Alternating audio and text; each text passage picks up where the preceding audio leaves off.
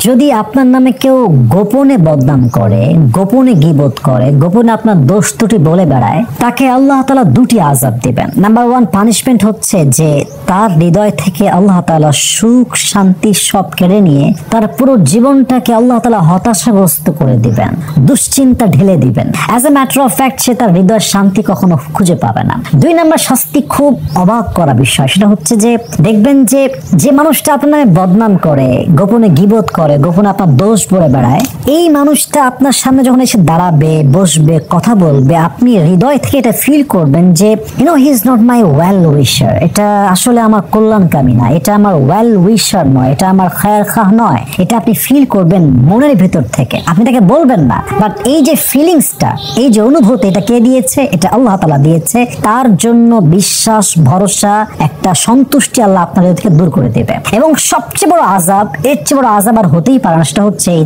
যে বান্দা গীবত করে গোপনে গিয়ে তার সমস্ত আমল সে বান্দা ওই বান্দার আমলনামায় ঢেলে দেয়। এজন্য যদি কোনো দোষ থাকে সরাসরি বলেন, বোঝায় বলেন, try to make him understand that he is going wrong, but please গোপনে গিয়ে বদনাম করবেন না। আপনার আমল, আপনার সবকিছু ঠিক থাকবে। দেখবেন কিছু কিছু মানুষ আছে, মনে হয় যেন এরা গীবত আর মানুষের সমালোচনা করতে করতেই মনে হয় অর্ধেকটা জীবন পার করে ফেলে।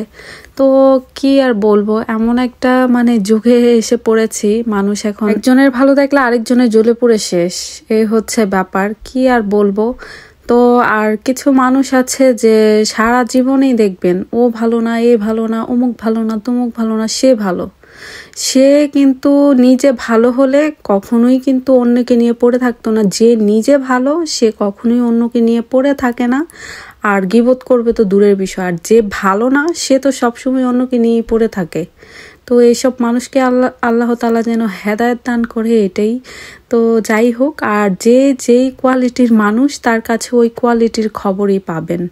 তো আল্লাহ তাআলা যেন মানুষকে বোঝার তৌফিক দান করে, আর আল্লাহ তাআলা যেন মানুষকে এইসব মানুষদের থেকে যেন ভালো মানুষকে হেফাজতে রাখে, এতটুকুই। তো দেখতে পাচ্ছেন টুকিটাকি বাজার করে নিয়ে এসেছে, এগুলো ফ্রেশ মাছ, বাট একটু নরম নরম দেখা যাচ্ছে। বাট আনোয়ারকে আমি ও যখন একা যায় বাজারে বাজার করার জন্য, তখন কি বলবো, কোনো কিছুই চেনে না। এটা ভুলভাল যে কোনো জিনিস নিয়ে চলে আসে বাসায়। যেমন ধরেন মাছ যদি নরমও থাকে সেটা বুঝবে না, বলবে যে বাসায় আনার পরে যদি আমি বলি যে মাছটা তো ভালো হয়নি বা তরকারিটা তো ভালো হয়নি, বলবে যে ভালো না লাগলে ফেলে দাও আর তোমারটা তুমি যেয়ে নিয়ে আসো। এটা কোনো কথা বলেন তো?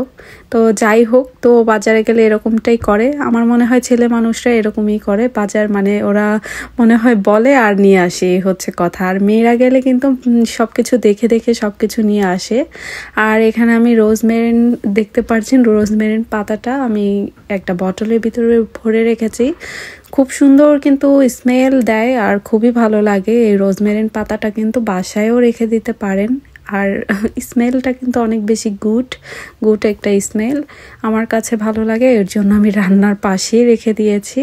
আর দেখতে পাচ্ছেন রোজমেরিন ফুলও কিন্তু ধরেছে, আমি দেখেই নিয়ে আসছি। তো যাই হোক, তো আমি বের হয়েছিলাম বাসা থেকে, দেখলাম যে